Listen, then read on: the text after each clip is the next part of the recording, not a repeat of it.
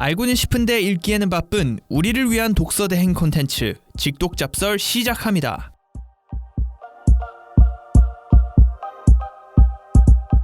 직독잡설 2부 시작하겠습니다. 자, 저희가 지금 하고 있는 책이 워런 버핏 바이블이고 남궁민 씨랑 단둘이 딥토킹을 하고 있습니다. 자, 저희가 1부에서는 버핏과 멍거의 만남까지 들었는데 이제 버핏의 인생 얘기에 관해서 얘기를 저희가 근데 뭐 다른데 이런데 얘기를 한 게 있나요? 버핏 제가 경제 팟캐스트에서 예를 들어서 버핏의 투자법 이런 거는 되게 많이 나왔는데 인생을 훑은 게 많이 있는지는 잘 모르겠네요. 별로 없어요. 이게 이걸 썰로 이렇게 푼 게 저도 경제 콘텐츠 거의 애지간한 건 다 듣는 편인데 버핏의 이런 버핏이 그 버크셔에 물린 얘기 이런 거 처음 들어보시지 않으세요? 그러니까요. 아마 저희 청취자분들 처음 들을 거거든요. 근데 왜 그러냐면 그 워런 버핏 바이블이 한 680페이지 정도 돼요. 네. 그러니까 그걸 읽을 분이 별로 없다. 내가 굳이 680페이지를 읽어서 워런 버핏을 그렇죠. 그리고 보통은 거기서 투자 노하우를 배우려고 하지. 저는 버핏 인생의 이런 그 구겨진 면들을 더 재밌게 읽었거든요. 그러다 보니까 좀 그런 면이 없지 않나. 그러니까 저는 버핏이 단타로 시작했다는 게 너무 재밌었어요. 그러니까요. 버핏의 꽁초 줍기로 일어선 이야기. 그러니까 원래 이제 나는 진짜 그 투자 정석으로 그쵸. 시작을 해서 이제 그걸 끝으로 본 사람이구나 했는데 역시 단타를 피해갈 수는 없었다. 그쵸. 단타 해본 적 있어요? 무이지.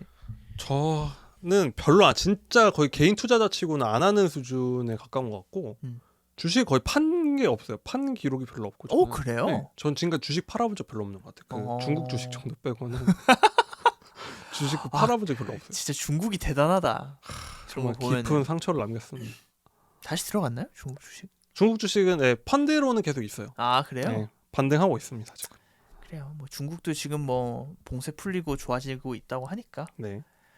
아무튼 그래서 이제 그 버핏과 멍거가 만났습니다. 만나서 네. 버크셔 해서웨이가 승승장구하나요? 그래서 승승장구를 하는데요. 네. 저번에 이제 멍거와 만나서 멍거의 투자 철학 얘기를 좀 했잖아요. 뭐 경제적 해자, 뭐 우량주 투자 얘기를 했는데 요거를 조금 더 설명을 자세하게 드리면은, 그러니까 저번에 간단히 설명드린 경제적 해자라고 하면 누구도 넘볼 수 없는 뭔가 강력한 뭔가가 있어야 된다. 예를 들면 매장이 그냥 많은 걸로는 안 된다. 거기 가야만 있는. 예를 들면은 뭐 백종원 셰프가 셰프가 아니라 백종원 씨가 하는 그 브랜드가 너무 좋다거나 예를 들면 백종원 씨는 대체할 수 없잖아요. 그 백종원이라는 그 브랜드는 그렇죠. 음식점에서는 예를 들면 그런 건데 대표적으로 얘기가 나오는 게 버핏이 인생에서 꼽는 잘한 투자가 한 두 가지 있어요. 두 가지밖에 안 돼요? 그러니까 순위를 매기면 베스트의 수준 베스트 1, 2 그 중에 하나가 코카콜라. 굉장히 유명하죠. 버핏의 코카콜라 사랑은 정말 유명하거든요. 네, 맨날 뭐 햄버거랑 콜라 드신다면서요? 그 버핏의 건강 비결을 물어봤더니 매일 콜라를 마신다 이런 얘기를 했는데 그거는 뭐 뒷돈 받은 거 아니에요? 뒷광고 아님? 뒷광고가 아니죠. 자기 회사인데. 그러네. 이거 내 회사인데. 네. 그래서 버핏이 주주총회를 할 때마다 항상 그래서 한 3, 4월에 항상 버핏 기사가 쏟아질 때가 항상 버크셔 주주총회 했구나 생각을 하실 거면 하시면 돼요. 그러면은 버핏 진짜 정정한 게 그 벙거도 97살, 버핏 91살인데 두 분이 3시간 넘게 다 질문 다 받아요. 와. 그래서 그게 거의 자본주의의 거의 뭐 자본주의의 페스티벌이라고 하거든요. 거기서 모든 투자 얘기를 다 하니까. 근데 거기 보면은 버핏 자리 위에 항상 코카콜라가 있습니다. 우리 회사 거. 그러니까 앞광고가 아니죠. 자기 PR을 하는 거죠. 근데 버핏이 코카콜라를 정말 오래전에 샀고 그때부터 사서 정말 엄청나게 많은 수익을 본 게 이 코카콜라고 코카콜라가 하나가 있죠. 또 하나 뭐냐면 시즈 캔디라는 게 있어요. 무슨 캔디요? 시즈 캔디. 처음 들어본다. 그래서 코카콜라보다 이 캔디 얘기를 좀 하고 싶은 게 한국 분들은 시즈 캔디를 잘 모르시죠. 네. 저도 저 미국 유학 간 친구가 한 명 있거든요. 미국 경제학 박사 하고 있는 친구가 있는데 그 친구가 한국 들어올 때 시즈 캔디를 선물해줘서 처음으로 실물을 봤어요. 어떻게 생겼어요? 그냥 근데 솔직히 그냥 초콜릿이었거든요. 그냥 초콜릿인데. 그러니까 찾아보시면은 그냥 진짜 이렇게 약간 우리 옛날에 그 스카치 캔디를 그쵸? 좀 고급스럽게 만든 느낌? 그냥 우리로 치면 ABC 초콜릿 같은 거예요. 그러니까 국민 초콜릿이에요. 미국에서. 근데 좀 고급 브랜드래요. 그러니까 그 중에서는 그나마 막 몇십만 원 하고 이런 건 아니고 좀 괜찮은 브랜드 있는 초콜릿 브랜드인데 그때도 이게 거의 미국에서 가장 사랑받는 우리가 가나 초콜릿이라고 하잖아요. 네네, 그쵸. 그런 존재였던 거죠. 그런 존재인데 아니 생각해 보면 버피 재산이 몇 조인데 시즈 캔디 그거 얼마나 한다고 싶잖아요. 근데 버핏이 원거한테 그 경제적 해자의 가르침을 받고 산 것 중에 가장 잘한 게 시즈 캔디인데 왜 그러냐면 버핏이 왜 이런 걸 좋아하냐면 네. 하나는 콜라, 하나는 캔디잖아요. 네. 그러니까 왜 좋아하냐면 버핏은 이런 걸 좋아하는 게 뭐 새로 투자할 게 별로 없어요. 그러니까 이 버핏이 뭐라고 하냐면 우리 코카콜라 공장은 물만 나오면 검은 물만 계속 찍어내면 다 돈이다라는 거예요. 네. 마케팅은 물론 하지만 그냥 만들면 다 돈이다. 콜라는. 그쵸? 그리고 뭐 펩시 정도의 경쟁력 같지만 콜라 산업에 막 테슬라가 갑자기 콜라를 혁신하겠다고 등장 안 하잖아요. 그죠. 그쵸. 어떤 사람이 음료를 혁신하겠다면 코카콜라에 도전하는 사람은 없거든요. 근데 웃긴 게 예를 들면 훨씬 규모가 큰 뭐 자동차 시장은 테슬라 같은 도전자 나오죠. 뭐 리비안 나오죠. 계속 도전이 생기는데 이런 음료수 시장 같은 데는 그런 도전자가 없다는 거예요. 네. 시즈 캔디는 더 시장이 작아요. 어떤 100만 예를 들면 제가 똑똑한 뭐 하버드대 스탠퍼드대 나온 그 똑똑한 사람인데 캔디 시장을 혁신하겠다고 도전하는 사람 없잖아요. 그죠. 캔디는 캔디죠. 캔디인데 시즈 캔디는 50년 전에도 최고의 브랜드였고 지금도 최고의 브랜드. 아무도 도전하지 않아요. 그냥 만들기만 하면 돼요. 버핏이 제일 좋아하는 투자가 이때부터 정립이 된 거예요. 이렇게 경쟁은 별로 없으면서 그냥 돈 쉽게 버는 회사. 투자할 거 별로 없는 회사를 좋아하기 시작합니다. 근데 좀 궁금한 게 갑자기 가만히 듣다가 어쨌든 코카콜라도 그렇고 시즈 캔디도 그렇고 그 뭐 말씀하신 것 중에서 갑자기 테슬라가 등장해서 뭐 콜라나 캔디를 혁신을 하지 않는다는 부분이 갑자기 꽂혔는데 네. 근데 제가 궁금한 거는 기업은 항상 성장을 해야 되잖아요. 그렇죠. 근데 성장을 하려면 혁신이 있어야 되는 거 아니에요? 예를 들어서 그러니까 뭐 신제품을 내기도 하죠. 뭐 콜라가 그쵸. 신제품을 내기도 하고 뭐 새로운 라인업을 하기도 하는데 이게 전 분기보다 항상 왜 기업들 맨날 수익률을 그러니까 수입 더 성장하려고 뭐 네. 이렇게 더 돈을 그러니까 저기 수익을 갖다가 뭐 더 투자를 한다던가 이렇게 재무 비율을 조정하기도 하는데 네. 근데 그런 기업들이 계속 투자를 하면은 그냥 진짜 성장폭이 작거나 네. 아니면 성장이 정체를 해서 이게 좋은 투자처일까 항상 그런 생각을 하거든요. 코카콜라도 그렇고 캔디 회사도 그렇고. 주주총회에서 그러니까 그 워런 버핏 바이브로 보면 이런 질문이 많이 나와요. 언제까지 뭐 그러니까 똑같은 질문이 나오는 거예요. 뭐 캔디 팔아서 얼마나 벌겠어요? 이런 얘기를 하는 거예요. 근데 버핏의 요지 중에 하나는 뭐냐면 예를 들면은 내가 오늘 1억을 들여서 콜라 공장 하나 세웠어요. 근데 찍어내는 콜라가 있어요. 근데 오늘도 찍어내고 앞으로도 거의 뭐 계속 찍어내요. 그냥 고장 날 일이 별로 없어요. 예를 들면은 그러면은 콜라에서 이번 달 매출 100만 원이 나오잖아요.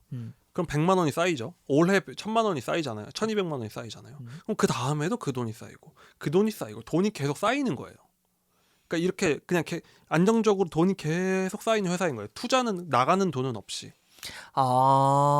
추가 투자는 없이 그냥 만들던 거를 계속 만드니까 돈은 쌓일 수밖에 없다. 그렇죠. 그러니까 물론 추가 투자를 하지만 그냥 이렇게 돈이 계속 쌓이는 그걸 그러니까 치즈 캔디가 뭘 얼마나 투자했겠어요. 그죠. 50년 전 캔디나 지금은 좀 더 맛있어지고 뭐 생산 공정이 좋아지긴 했겠지만 크게 달라지는 게 없다. 그러지만 그 돈은 계속 쌓인다. 그리고 매출도 계속 늘어요. 왜냐하면은 어렸을 때 코카콜라 가격 기억나요? 아니요. 한 캔에 한 5,600원 했어요. 우리도 어렸을 때 그 정도 가격이었다고요. 근데 좀 비쌌죠. 그 칠성 사이다보다 비쌌죠, 조금. 근데 버핏이 뭐라고 하냐면 버핏 그 콜라 한 캔에 $2다. 예를 들면 1달러인데 내가 이걸 내일 그 버핏은 주주총회가 진짜 대단한 게 뭐냐면 원고도 없고 뭐도 없거든요. 버핏은 그냥 쫙 얘기하는데 어떤 식으로 얘기하냐면 이거는 그냥 가정 숫자예요. 지금 예를 들면 이런 식으로 얘기해요. 지금 이 시간 말하는 순간에도 한 시간에 코카콜라가 몇 캔이 팔립니다. 내가 코카콜라가 한 캔에 $1라고 하는데 내일 이걸 1.01달러로 올리면 나는 얼마 1% 올라가지고 몇십억을 더 벌 건데 1.01달러가 돼도 사람들이 안 사 먹을까요? 이런 식으로 얘기를 해요. 원고도 없이 그냥 그렇게 쭉 얘기해요. 네, 그게 쭉 얘기해요. 근데 버핏이 그냥 아무 음료수 회사에서 하는 게 아니다. 그래서 브랜드가 중요하다고 하는 게 예를 들면은 내 콜라를 1.1달러로 올려도 사람들이 그 콜라 말고 815 광복 콜라 먹어야지 안 한다는 거예요. 이런 그냥 몇 푼 안 되는 이런 생필품들은 그냥 익숙한 거. 내가 아는 브랜드. 그냥 이런 걸 몇 푼 더 내고 먹지 뭐 한다는 거죠.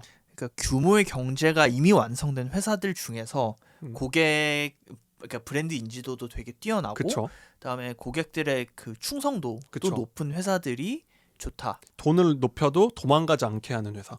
예를 들면 버핏이 그렇다고 뭐 듣도도 못한 음료수 회사를 안 사거든요. 네. 그러니까 버핏의 음료수 회사를 사는 게 아니라 코카콜라라서 산다는 거죠. 캔디 회사도 그냥 캔디 공장을 산 게 아니라 시즈 캔디라는 그 독보적인 이미지가 있는 걸 산다. 예를 들면 허쉬 초콜릿 같은 거를 좋아한다는 거죠. 예를 들면 우리가 마트 가는데 허쉬 초콜릿이 있고 모르는 초콜릿이 있는데 허쉬가 한 500원 더 비싸다고 하면 그냥 허쉬 먹을 것 같아요. 저는. 예를 들면 이런 거를 산다는 거예요. 자기는. 그렇기 때문에 먼 거를 만남으로써 완전히 바뀐 거죠. 투자관 자체가. 근데 그럼 이런 투자관이면은 약간 뭐 생필품 회사 이런 좀 지루한 회사를 되게 좋아하시겠네요. 지루한 회사를 좋아해서 버핏을 엄청 좀 그래서 좀 깔보는 면이 있는 거예요. 버핏이 안정적으로 돈이 쌓이는 걸 좋아하니까. 버핏이 또 좋아하는 게 이게 신용평가 회사 그 무디스 뭐 요즘은 뉴스에 잘 안 나오는데 옛날에 뭐 그런 얘기 많이 해요. 뭐 S&P는 뭐 한국의 국가 신용 등급을 뭐 무디스 신용 등급이 내렸다 이런 얘기 막 뉴스로 많이 보시잖아요. 네네. 요런 그 무디스, S&P 이런 회사를 신용평가 회사라고 하거든요. 그러니까 그 뭐 대상이 얼마나 돈을 뭐 잘 갚느냐. 그쵸. 뭐 그런 그쵸. 거를 등급을 매기는. 보통은 그러니까 한국 정부도 그 국채를 발행을 할 때 그런 뭐 등급 같은 거가 분류가 되는 거고 예를 들면 제가 회사를 운영할 때 회사 채권을 발행하려고 해도 그냥 발행하면 사람들이 안 사주는 거예요. 금융기관들이. 이거 무디스 가서 등급 받아오세요. 받아라. 그래야지 내가 얼마인지 알죠. 이렇게 되는 거예요. 버핏은 또 이런 걸 좋아합니다. 왜요? 왜냐면은 신용평가하는데 돈 더 들 게 뭐가 있냐는 거예요. 아, 그죠. 네. 그러니까 물론 그 시장이 커지니까 사람도 더 뽑고 회계사도 뽑고 해야 되겠지만 그냥 오는 대로 그거 다 돈이다. 도장만 찍어주면 된다. 물론 뭐 평가 기술이 좋아야겠지만 그러니까 아무것도 안 하는 건 아니지만 그러니까 버핏은 이런 식으로 그냥 그런데 예를 들면 오늘부터 S&P 10% 인상합니다 한다고 사람들이 신용평가 안 받아야지? 안 한다는 거예요. 그러니까 이런 식으로 추가 투자할 거 없으면서 언제든지 가격을 올려도 크게 저항을 못하는 회사들.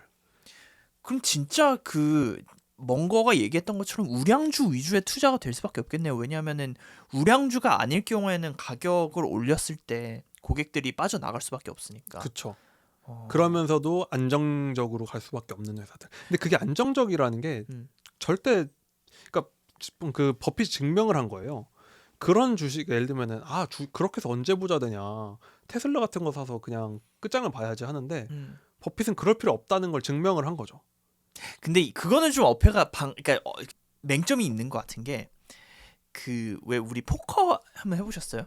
해봤어요. 포커를 해보신 분이 지금 청취자 중에 있으실지 모르겠는데 포커는 다 비슷비슷한 돈을 갖고 있다가 어떻게 조금씩 그 돈을 모아가지고 나중에 자기의 수중에 가지고 있는 돈이 많은 사람이 유리하잖아요. 그렇죠. 왜냐하면 내가 돈을 적게 들고 있으면 돈을 걸 수 있는 양의 차이가 있기 때문에 내가 뭐 그러니까 블러핑이라고 하죠. 내가 사실 그쵸. 안 좋은 카드가 나왔는데 좋은 카드가 나온 것처럼 이렇게 속일 수가 없기 때문에 그렇죠.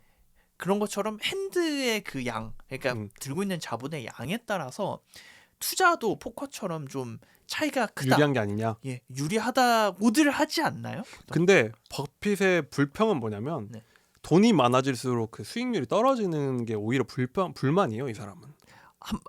똑같이 몇 퍼센트 깎여도 더 많이 깎이니까? 아니죠. 너무 굴릴 돈이 많아지니까 네. 몸이 무거워진다. 굴릴 돈이 많아지니까. 이분은 오히려 돈이 많아서 유리하다는 게 아니라 갈수록 그래서 자꾸 옛날 얘기를 해요. 내가 옛날 50%씩 났는데 이런 얘기를 그래서 하시는 거거든요. 그러니까 오히려 이분한테 돈이 많아서 유리하다기보다는 이 사람이 그러니까 증명을 한 거죠. 그 인생으로 주식은 그렇게 쉽게 돈 버는 날로 버는 지루한 회사에 돈을 투자해야 돈을 번다라는 걸 입증을 했다. 근데 그거는 100만장자까지는 꽁초줍기를 하신 분이 맞아요. 그러니까 100만장자가 이미 된 사람이면 그때 당시 100만장자면 그 지금의 그쵸. 뭐 삼성이나 어쨌든 지금으로 치면 어디 신문 기사에 나오는 분인 거예요. 그러니까요. 이미. 그러면은 그 정도의 자본을 갖고 뭐 같이 투자하라 그러면 나 같아도 하겠다. 근데 그 이후에도 퍼포먼스가 죽지 않았다는 거죠. 계속 그게 물론 퍼센트가 조금씩 낮아졌어도 계속 그 성장을 해왔다는 게 대단한 거죠. 그러니까 그거는 제가 보기에는 모르겠어요. 제가 되게 좀 비판적인 입장을 견지하는 건지는 음. 모르겠는데 물론 가치 투자가 중요하다는 거를 몸소 증명한 산 역사라는 건 그쵸. 인정을 하는데 이게 이 분이 100만 달러라는 기본 그 자본이 되게 많았기 때문에 이게 가능한 근데 거 아닌가? 버핏의 진짜 기술은 여기서 들어갑니다. 왜요? 버핏이 투자로 돈 벌었을 것 같잖아요. 투자로 돈 번 건 맞는데 버핏의 진짜 기술은 뭐냐면 네. 우리가 버크셔 해서웨이 일부에서 얘기 많이 했잖아요. 네. 그러니까 이 회사에 대해서 잘 알아야 돼요. 이 회사가 그러니까 무슨 회사인 것 같으세요? 포크셔에서 왜요? 뭐 하는 회사 같으세요? 지금 네. 투자 회사죠. 버크셔 해서웨이는 사실 보험 회사예요. 에? 보험 회사예요. 아니 그거 잠깐 섬유 회사였다가 투자 회사라면서요? 그러니까 사실 버크셔는 두 개로 분리해요. 그러니까 투자 부분 실적이 나오고 네. 보험 사업 부문 실적이 나와요. 네. 그리고 철도 같은 건 거의 갖고 있는 회사에서 철도 보험이랑 사업 부문 주식이 나오는데 네네. 그 사업 부문의 주수익은 보험이거든요. 버핏이 진짜 좋아하는 게 보험이에요. 이분은 사실상 보험 운영사예요. 사실상 왜 보험을 좋아하냐면 네. 보험이 아까 같은 그런 뭐 지루하고 돈 벌기 좋은 성격도 있지만 이분이 왜 그 수익률이 그럼 어떻게 유지가 됐느냐 비밀은 뭐냐면은 이분이 강조하는 것 중에 플로트라는 게 있어요. 이게 뭐 그냥 책에서도 플로트라고 한글로 쓰는데 이게 둥둥 떠다니는 뭐 이렇게 플로팅 되어 있다 이런 느낌인데 뭐냐면은 쉽게 말해 꽁돈이에요. 꽁돈. 이게 뭐냐면은 보험회사에는 플로트가 많다고 하는 게 예를 들면 우리가 생명보험 들잖아요. 보통 많은 분들이 드시잖아요. 생명보험 보통 지금 내고 내일 내고 하지만 뭐 예를 들어 사망보험이라고 합시다. 그러면은 뭐 평균 수명만큼 산다고 하면 저 같은 경우는 앞으로 한 60년 정도 있으면 받겠죠? 그러면은 그동안 그 돈은 제가 낸 보험료는 그 회사에 있잖아요. 버핏은 그 돈으로 투자를 하는 거예요. 버크셔는. 그래서 버핏은 남의 돈으로 투자하는 게 최고다라고 얘기를 하거든요. 그러니까 한마디로 무이자인 거예요. 이 플로트는. 그렇겠네. 버핏의 이 버크셔의 수익률은 그 플로트로 다 돌아가는 거거든요. 그러니까 버크셔 해서웨이라는 게 그 안에 그 버핏의 엄청 인생의 중요한 인수 중에 하나 가이코라는 보험사를 인수한 건데 네. 거기가 지금도 미국 탑5 안에 드는 그 되게 유명한 보험사죠. 유명한 될 건데 네네. 뭐 요번에도 무슨 엘러게이라든 보험사 인수했잖아요. 그건 모르겠네요. 보험사를 또 인수했거든요. 버핏은 미국에서 아마 탑3 안에 들어갈걸요. 보험으로 그 버크셔 자체가. 그러니까 그 보험 회원들 돈 받아가지고 다 주식 투자하는 거예요. 그러니까 버핏은 자기 돈으로는 투자를 하는 게 아니라 이 플로트 가지고 투자를 하는 거예요. 그러니까 예를 들면 우리가 12개월 무이자 할부 불금에 12개월 동안 그 돈 우리가 꽁으로 쓰는 거잖아요. 예를 들면. 그죠. 그러니까 예를 들면 그렇게 꽁 먹는 돈으로 투자를 해야 된다라는 거예요. 근데 버핏이 남의 돈으로 꽁돈을 이렇게 강조했다고? 잘 생각 못하는 이미지인데 버핏이 보험 회사를 그렇게 사랑하는 이유는 네. 그 수익성도 좋지만 그 돈으로 투자를 해서 수익률을 엄청 올렸다. 근데 이게 되게 이걸 본받아서 돈을 굴리려는 회사가 우리나라에도 꽤 있는 것 같아요. 예를 들어서 뭐 테크 기업들 포인트 같은 거 되게 좋아하잖아요. 그렇죠. 뭐 무슨 네이버 포인트도 있고 카카오 포인트도 있고 뭐 무슨 포인트가 있는데 그게 사실 다 그거잖아요. 현금을 끌어들이려는 그쵸. 전략인 거잖아요. 네. 그게 아니면은 이 사람들이 나한테 현금을 줄 이유가 없으니까. 그렇죠. 그럼 그 현금을 뭐 굴려가지고 투자 수익을 낼 수가 있기 때문에 어떻게든 포인트를 많이 그래서 저기 포인트 결제를 하면은 포인트 충전을 하면은 몇 퍼센트 더 얹어주잖아요. 돈을. 근데 그게 저도 이 부분 보면서 이 플로트 읽은 부분 보면서 제일 헷갈렸던 게 우리나라 보험사들 재산 뭐 몇십조 자산 몇십조 원 이런데 거의 다 채권 투자하거든요. 그러니까 이게 법이 저는 이 부분을 잘 모르겠어요. 법이 다른 건지 네. 한국에서 보험사가 내 돈으로 주식 투자한다? 그럼 난리가 날 거예요. 맞아요. 그러니까 아마 법이 다를 것 같아요. 그러니까 제 추측인데 네. 문화는 확실히 다르고 삼성생명이 우리 돈으로 주식 투자한다. 와 그러면은 앞에서 진짜 금융위기 왔다. 시위하고 그럼 난리 날 거잖아요. 그러니까 물론 문화도 안 맞고 이걸 읽으면서 아니 보험료로 투자한다는 얘기를 이렇게 자랑스럽게 한다고? 이 생각을 했거든요. 그리고 제 생각엔 법도 뭔가 다를 것 같다. 미국과 우리가 주식도 다 대하는 관점이 다르니까 아마 그런 차이가 있지 않을까 싶어요. 근데 버핏의 그 몸집이 늘어나는데도 계속 수익률 유지하는 비결 중에 하나는 그 플로트다. 남의 돈으로 투자하는 거다라는 거죠. 근데 저 좀 궁금한 게 이분이 플로트로 투자를 하는 것이 다 되게 지루한 회사들이라고 했잖아요. 맞아요. 근데 애플에도 투자를 하고 있고 네. 삼성에는 투자를 안 할까요? 삼전에? 그래서 그런 얘기 많이 늘 고민해서 아니 왜 옛날에 버핏이 한국 투자를 한 적이 있어요. 어디요? 그 곰표 막 이런 데다 투자를 했거든요. 밀가루 회사? 네, 밀가루 회사에 투자해서 그래서 유명해졌어요. 그게 한 90년대쯤일 거예요. 그때 난리가 났어요. 버핏이 샀다고. 2000년대 초반에도 그런 데가 많았어요. 버핏이 진짜 우리나라에서 들어보지도 못한 회사들을 막 샀어요. 그래요? 그래서 난리가 난 거예요. 예를 들면 갑자기 무슨 뭐, 그러니까 예를 드는 거예요. 무슨 뭐 제지 회사 이런 데 갑자기 산 거예요. 버핏이. 아니 근데 어디 시골에 있는 제지 공장 있는 제지 회사인데 버핏이 샀다고? 그러니까 난리가 나. 그때도 버핏은 유명했으니까. 근데 그게 뭐냐면은 버핏이 말이잖아요. 그 라떼 얘기 많이 한다. 옛날 50% 나던 시절, 땅 꽁초 줍기 하던 시절. 근데 미국 시장은 이미 너무 성장하고 똑똑해지니까 이제 꽁초가 없는 거예요. 꽁초가 돈 되는 거 다 아니까.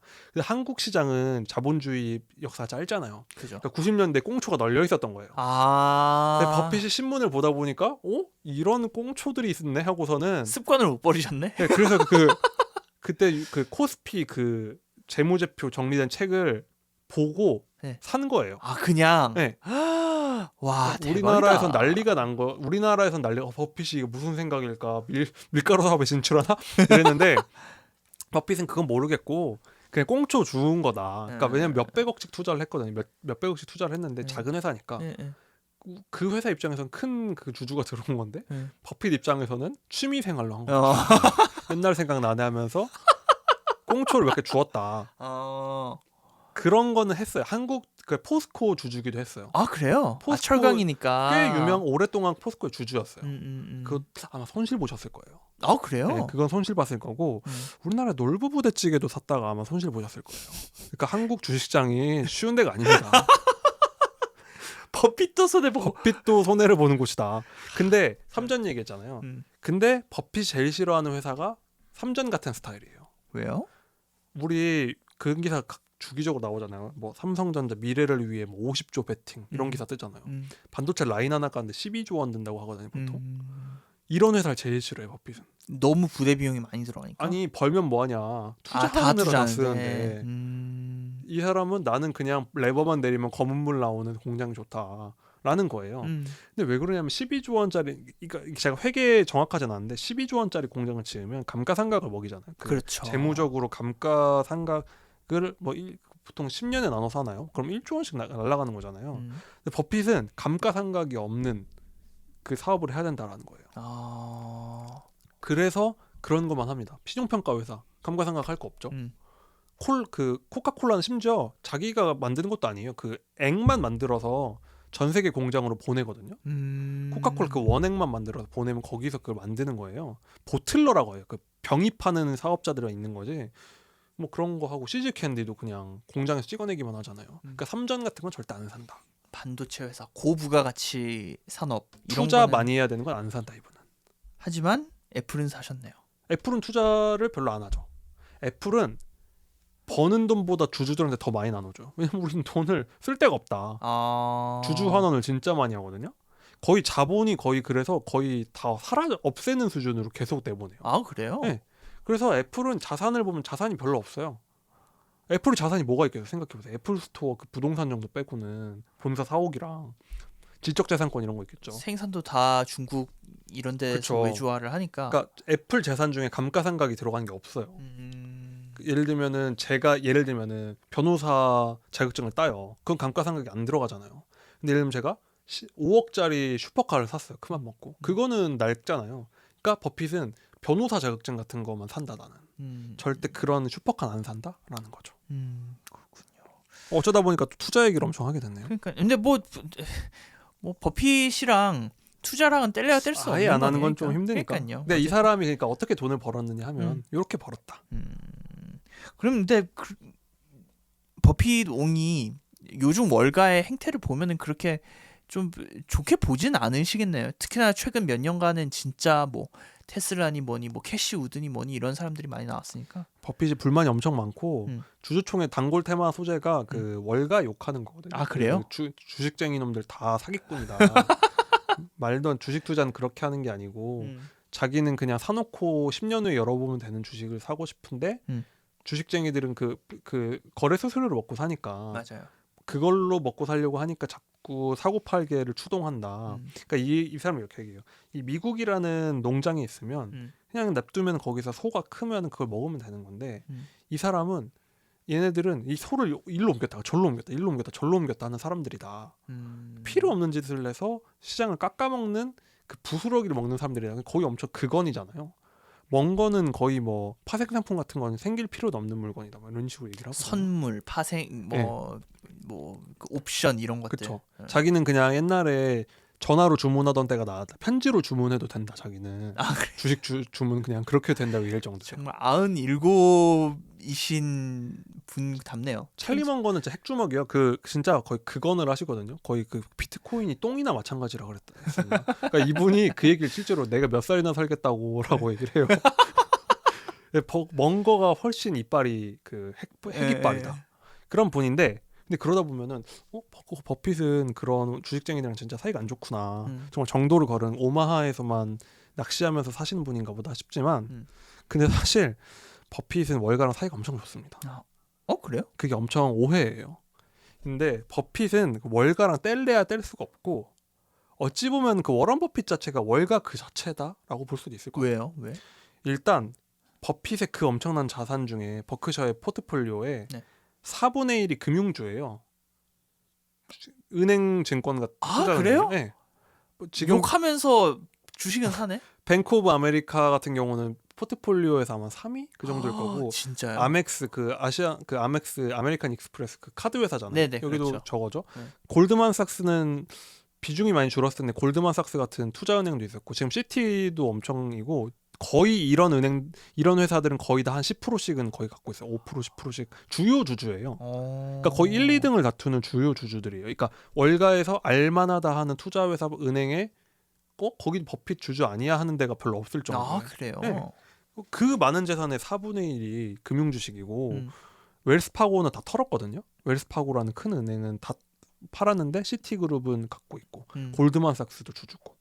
그러니까 그렇게 얘기는 하지만 사실은 이분은 어찌 보면 월가 그 자체일 수가 있는 이분이 코카콜라 그 자체인 것처럼 월가 그 자체이기도 하는 사람이다. 그렇게 얘기하면은 그 욕하는 데가 골드만삭스 같은 데잖아요. 주식 거래만 하게 하고 비싼 거래 하게 하고. 근데 그 주주가 바로 버핏이다. 욕하면서 자기가 가지고 있으면 이율배반 아닙니까? 그러니까 버핏은 이걸 도덕성을 떠나서 걔네 욕하는 것도 합리적. 근데 걔네가 돈 잘 벌 거야. 왜냐면 바보들은 언제나 거기서 거래를 하니까. 그러니까 난 투자를 한다. 이게 그러니까 모순이 되지 않는다고 생각을 하는 거죠. 그러니까 버핏의 그 월가 욕이랑 요거는 정말 웃기는 모순이기도 하죠. 근데 금융주를 좋아할 수밖에 없겠다는 생각이 드네요. 왜냐하면 이제 남궁 씨가 얘기를 했던 것처럼 감가상각이 없기도 하고, 그렇죠. 그다음에 거기에서 뭐 금융 비용을 올리는 것도 심지어 그 금융 비용을 뭐 대출금리나 이런 거는 올리긴 하는데 뭐 그 대출금리 올린다고 돈 안 빌릴 것도 아니고. 그렇죠. 딱 버핏이 좋아하는 스타일이죠. 그냥 알아서 돌아가는. 뭐 물론 시장 등락은 크지만 앞으로도 미국 자본주의가 그러니까 버핏은 미국에 대한 거의 신앙에 가까운 믿음이 있거든요. 미국 자본주의가 가는 한 자기는 무조건 이 금융주는 간다. 그렇죠. 자본주의 그 자체니까. 맞아요. 그러니까 미국이 망하지 않는 이상 월가 있는 물론 이제 리먼 브라더스처럼 진짜 몇 100년 만에 오는 뭐 그런 사태가 그럴 수는 있지만 버핏은 그래서 월가와의 관계도 그러니까 이런 게 바로 버핏의 몰랐던 면이다. 제가 봤을 때는. 그러니까 버핏이 금융주 사랑하는 건 알아. 근데 버핏이 월가 욕 맨날 해. 이거 모순 아닌가? 이게 잘 연결이 안 되잖아요. 네. 근데 이런 게 있고 사실 더 얼마나 그 관계가 깊숙하냐면 그냥 뭐 돈 되니까 한 거 아니야 할 수도 있지만 그 유명한 사건 중 90년대 그 살로몬 브라더스 사건이라고 있어요. 우리 리먼 브라더스만 알죠. 네네. 이게 뭐냐면 그 미국의 그러니까 우리로 치면은 뭐 지금 없어진 대로 뭐 동부증권 뭐 이런 투자 회사였던 거예요. 그 살로몬 브라더스라는. 그것도 지금은 없어진 거죠. 그렇죠. 근데 거기도 주요 주주였어. 한 10% 정도의 지분이 있는 주요 주주였는데 살로몬 브라더스가 무슨 짓을 하냐면 미국 국채 시장을 사기를 친 거예요. 여기서 사기를 친다고요? 갖고 있는 물량 같은 걸 속여가지고 이 시장을 교란해서 조작을 한 거예요. 와. 한마디로 국가를 상대로 사기를 친 거예요. 그러니까. 국채 시장을 사기를 쳤다. 엄청 큰 증권사였거든 그때도. 근데 여기 주요 주주가 바로 그 버핏이었다는 거예요. 물론 버핏이 시킨 건 아니지만 이런 것만 보더라도 월가의 더러운 짓과 버핏이 뗄 수 없고 실제로 버핏이 의회 청문회도 불려갑니다. 아 그래요? 네. 근데 대박인 건 버핏이 제가 진짜 이 사람을 책 읽으라고 권하는 게 유머가 너무 좋고 말을 진짜 재밌게 잘하시는 분이거든요. 근데 의회 청문회장을 거의 훈훈한 가족 오락관처럼 만들어 놓은 거예요. 어떻게요? 말을 너무 잘하고 막 의원님 하면서 막 교양 있게 말하고 유머러스한 얘기도 하고 그래서 완전히 버핏이 오히려 영국구 스타가 됐거든요. 그 청문회로 인해서. 네. 근데 사실은 국가를 상대로 사기를 친 증권사의 주요 주주예요. 근데 그러니까 버핏의 그 진짜 사람이 뭔가 좀 그냥 좋은 할아버지 같아 보여도 진짜 딱 그런 면이 있고 이분이 거의 그 비상대책위원장 같이 들어가서 살로몬 브라더스 싹 정리를 합니다. 완전히 그런 문제되던 사람 다 날려버리고. 근데 그러기가 쉽지가 않네요. 근데 그 미국 정치권도 되게 신기하네요. 왜냐하면 진짜 국가를 상대로 사기를 친 주요 주주인데 비상대책위원회에 들어가게 만들고. 이분이 거의 그냥 거기서 아예 살면서 뭐 모르겠어요. 뉴욕에 살았는지 모르겠어요. 근데 거의 그냥 딱 모든 거를 살몬 브라더스를 딱 이끌어가지고 해결을 했다고 하고. 그러니까 이분이 월가랑 정말 깊은 관계가 있다. 그러니까 막 그렇게 오마하에만 있는 그냥 멀리 있는 분이 아니고 또 다른 사건이 이분이 그러니까 또 아까 그 우량주 얘기만 한창 했으니까 이분은 좋은 투자 그렇게 정직하고 착한 투자만 한 줄 알잖아요. 근데 이분도 할 거 다 합니다. 돈 되는 일은 다 하시거든요. 네. 뭘 했냐면 옛날에 그 롱텀 캐피탈 매니지먼트라는 90년대를 아주 주름잡은 그 펀드랄까? 요게 있어요. 금융회사가 투자를 받아야 투자회사라고 할게요. 여기가 있어요. 롱텀 캐피탈 매니지먼트라는 데인데 여기가 전 세계에서 그 노벨 경제학상 받은 막 학자들, 교수님들 모시고 당시 최고로 잘 나가던 펀드 매니저 이런 애들을 세운 회사예요. 뭐 이렇게 선물 거래 같은 걸 이렇게 완전 그 당시 최첨단 기법을 활용해가지고 그러니까 옛날에 버핏이 했던 것 같아요. 최첨단 기법, 좀 더 최첨단 기법을 활용해서 막 연 40% 수익률을 막 내는 막 장난 아니었던 회사인 거예요. 여기 들어가려면은 뭐 낸 돈의 원금 3% 그냥 떼주고 수익금의 30% 무조건 가져가는 뭐 거의 근데도 줄 서는 그런 수준이었거든요. 여기가 있었는데 여기가 이런저런 이유를 뭐 하다가 1995년인가 러시아가 지금도 그때도 문제를 일으켜가지고 지금처럼 95년일 거예요. 그 채무 안 갚겠다고 디폴트 모라토리움 선언. 빚 나중에 갚겠다 들어 누운 거죠. 네. 근데 롱텀 캐피탈 매니지먼트가 그것 때문에 갑자기 타격을 받아가지고 이 파생 상품이라는 게 어떻게 될지 모르는 게 무서운 거잖아요. 그쵸. 그래서 이 엄청 큰 이 매니지먼트가 무너졌어요. 그러니까 거의 망했어요. 그러니까 거의 망하니까 어떡하지? 저거 무너지면 월가 다 끝장나는데? 라고 하고 있었던 거예요. 그래서 근데 얘네를 좀만 버티면 이거 모라토리엄 사태는 이벤트니까 그렇죠. 좀만 버티면 이거 회복할 것 같으니까 우리로 치면 구제금융 해주면 되는데 저거 살려주자 월가 망한다 막 모았는데 이때 버핏이 골드만삭스한테 작전을 겁니다. 그러니까 그 롱텀 캐피탈 매니지먼트가 굉장히 불리해지는 포지션으로 그 공격을 한 거예요. 그러니까 예를 들면 이 사람들이 갖고 있는 상품이 가격이 떨어지면 이 회사가 망하는 구조면은 그거를 계속 내다 파는 거예요. 골드만삭스랑 짜고. 그러면은 그 롱텀 캐피탈 매니지먼트가 더 가격이 떨어지잖아요. 더 망할 위기가 되잖아요. 근데 얘네가 그 당시에 버핏한테 돈 좀 달라고 전화를 했어요. 그러니까 전화를 해놓은 상태예요. 이거 우리 좀 사주십시오. 했는데 버핏이 하고 작전을 하고 있었던 거예요. 그 사이에 골드만삭스랑 같이. 계속 그 롱텀 캐피탈 매니지먼트가 불리해지는 작전은 그렇게 해서 아주 싼 값에 먹으려고 한 거예요. 와 더럽고 치사한데? 정말 치사하잖아요. 이런 거. 그러니까 버핏이 그런 짓을 했다고 싶잖아요. 그랬는데 문제는 갑자기 이거 무너지면 미국 경제가 무너지겠는데? 해가지고 이제 미국 정부가 나서가지고 이제 막 그 유명한 투자은행들 모아가지고 모은 걸 소집을 한 거예요. 거기 골드만삭스도 갔죠. 작전하고 있는데. 그래서 야 니네 돈 좀 내봐라. 저거 무너지면 다 죽을래? 한 거예요. 그러니까 우리 리만 브라더스 사태랑 똑같이 된 거예요. 이 얘기 듣고 버핏이 이거 큰일 났는데? 이거 저러다가 살아나면은 안 되겠다고서는 다시 전화를 해서 내가 돈 주고 살 테니까 빨리 결정해. 전화를 끊은 거예요. 근데 롱텀 캐피탈 매니지먼트에서 뭐지 이거? 느낌 온 거. 얘 왜 갑자기 돈 준대? 한 거죠. 그래서 이거 구제금융 하는 걸 소문이 들린 거예요. 이제. 그래서 롱텀 캐피탈 매니지먼트는 반등 살아남았고 그래서 청산은 했는데 많이 회복하고 청산을 했거든요. 버핏은 그러니까 아주 정말 그 꼭지까지 내려가지고 먹으려다가 못 먹었다. 실패를 했네. 근데 이거만 보더라도 정말 이래서 산전수전 다 겪은. 그렇다니까요. 야. 거기다가 이미지 메이킹까지 딱 그 건강한 물론 그걸로 버는 거지만 네, 이분이 돈 될 건 다 하는 분이다. 아. 정말 그래서 이런 거를 알면 버핏이 더 재밌어요. 그래서 그러니까 현인이라고 하면은 되게 뭐든지 다 막 정도를 걸었을 네. 것 같고 그런데 작전 세력이었다. 냄새가 났다. 그러니까 이런 분은 그런 그 월가의 혼란스러운 거는 다 무지럽은 짓이며 이럴 것 같은데 아니다. 냄새 나는데 저 돈 냄새 나는데 해서 골드만삭스랑 작전 짜가지고 붙었고 골드만삭스랑 굉장히 팀플레이를 많이 하거든요. 사실 2008년 금융위기 때도 골드만삭스 망할 뻔했는데 네. 살려준 게 버핏이거든요. 아 그래요? 네. 물론 아주 처절한 값어치를 받아내고 네. 샀는데 네. 아무튼 그런 식으로 아주 짝도 있고 주주기도 하고 할 거 다 합니다.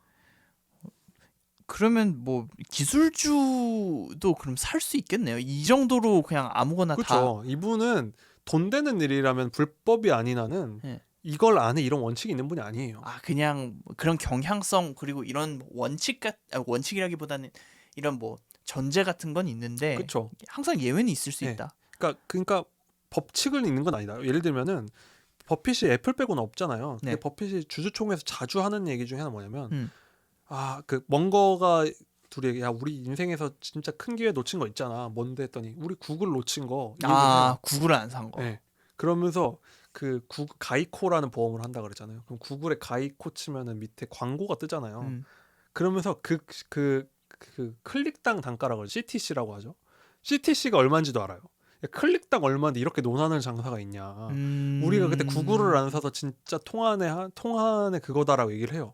그러니까 이분은 기술주라서 안 산다 이런 건 없고 기술주 잘 몰라. 근데 구글처럼 그렇게 쉽게 돈 버는 거면 내가 샀어야 됐는데 라는 거죠. 그러니까 이분은 가장 큰 원칙은 돈이 되는 일을 한다. 불법이 아닌 한인 거지. 난 기술주란 사지 않습니다. 나는 콜라 같은 것만 사요. 이런 분은 절대 아니다. 스노우플레이크라는 그 클라우드 회사 샀다 그랬잖아요. 그런 것처럼 막 요즘 핀테크 회사도 사셨거든요. 브라질 핀테크 회사 이런 거. 그래요? 네. 그렇기 때문에 절대 뭐 그렇게 딱딱하게 움직이는 분은 아니다 하는 거죠. 유연하게 움직이시는 분이다. 알겠습니다. 되게 다 합니다. 뭐 비트코인 욕하니까 이분은 맨날 그 비트코인에 산출몰이 없기 때문에 안 산다. 금도 싫어하거든요. 근데 산출몰 없는 걸로 돈 많이 버셨어요. 뭐 이분은 그 외환 그 유로 환칙이란 불법이지만 그 환거래로도 돈 많이 버시고 선물 파생 다 하시고 맨날 신문 보시거든요. 신문 보면 이거 돈 되겠다 싶으면은 전화해가지고 파생 상품 같은 거 다 사시고 그래요? 할 거 다 하십니다. 그러니까 뭐 버핏이 맨날 뭐 이렇게 주주총회 해가지고 가치 투자를 해야 됩니다. 뭐 찰리 멍건 비트코인은 또 비트코인 하고 있으실 수도 있지 않을까요? 근데 그거는 안 하세요. 그래요? 그러니까 제 생각에는 그러니까 그게 이제는 그 이분들이 돈이 더 필요한 건 명성에 누가 되잖아요. 이제 지금 이분들이 뭐 그거 벌어보겠다고 그런 걸 하시겠어요. 뭐 그래서 그런 건 안 하실 것 같고 근데 싸게 사는 거 자체는 뭐 합리적이다. 자기가 봤을 때는 이분이 연준에 대해서 불만이 많아요. 연방준비제도 이사회에 대해서 불만이 많아요. 미국의 중앙은행이죠. 네, 왜냐면 이분은 그 마지막 그 꽁으로 먹는 걸로 굉장히 많은 돈을 버는 분인데 자꾸 연준이 살려주잖아요. 그 구제금융을 내가 해야 되는데 정부에서 자꾸 개입을 정부에서 하니까 내가 먹을 걸 니들이 자꾸 살려준다. 그래서 불만이 좀 그 주주총회 하면 불만을 토로하시기도 하거든요. 그러니까 좀 복잡한 면이 있다. 그냥 알겠습니다. 자, 어쨌든 시간이 얼추 다 돼서 이쯤 마무리해야 될 것 같은데 버핏의 인간적인 면모를 좀 물론 이제 투자 얘기를 좀 하긴 했지만 어떻게 투자를 했는지 뭐에 투자를 했는지 되게 인간적인 할아버지긴 하다. 그리고 뭐 현인이라고 해서 사실 제 평소 그거는 이미지는 좀 이렇게 좀 뭐 신성 같은 느낌이었는데 그건 아니었고 그렇습니다. 근데 저는 계속 들으면 들을수록 이분은 그냥 초반에 운이 좋았다. 물론 이제 꽁초 죽기를 잘 했고 그 다음에 이제 뭐 가치 투자라는 그거를 되게 일찍 시작해서 돈을 버신 분은 맞는데 그럼에도 불구하고 기존에 자본이 많았던 것은 되게 큰 축복이었다. 그렇죠. 아버지도 어쨌든 은수저는 됐을 거고 맞아요. 이분도 그 얘기예요. 자기가 가장 큰 성공했을 때 가장 큰 이유는 미국에서 그것도 백인 남성으로 태어난 거다라고 얘기를 해요. 그러니까 엄청나게 많은 기회를 갖고 자기는 미국이 아니라 어디 뭐 파라과이에서 태어났으면은 뭐 목숨도 연명하지 못했을 거다라고 얘기를 하거든요. 그러니까 그런 면은 엄청 겸손하죠. 그래서 사회 환원에 대해서도 많이 주장을 하시는 분이기도 하고. 그래서 정말 저희가 두 편에 걸쳐서 버핏 얘기를 했지만 이 워런 버핏 바이블 제가 두꺼운 책이라 그래서 겁을 많이 내실 텐데 진짜 재밌습니다. 이게 문답 형식이고 그냥 얘기를 하는 거라서 그리고 번역도 너무 잘 돼 있고 버핏 자체가 말을 너무 잘하고 이런 몰랐던 얘기가 너무 많으니까 워런 버핏 바이블 그리고 라이브도 나왔거든요. 두 개 비슷해요. 두꺼워요. 라이브는 뭐예요? 라이브는 아마 주주 서한을 많이 모아놓은 거. 근데 그럴 거예요. 그래서 이 두 권 중에 꼭 바이블이라도 꼭 한번 읽어보시기를 꼭 추천드립니다. 알겠습니다. 자, 이쯤 마무리를 하겠습니다. 워렌 버핏에 대한 버핏 뭐 그러니까 이거를 두 부에 걸쳐서 이렇게 인간에 대해서 탐구를 할 거라고 생각을 못했는데 아무튼 이제 저희가 이번 주는 이렇게 마무리를 하고 다음 주에는 또 4인 체제죠? 네. 네. 재밌는 책으로 한번 그때도 네. 완전체로 보여서 재밌게 얘기를 해보겠습니다. 자, 이번 주는 이렇게 마무리를 하도록 하겠습니다. 다음 주에 뵙겠습니다.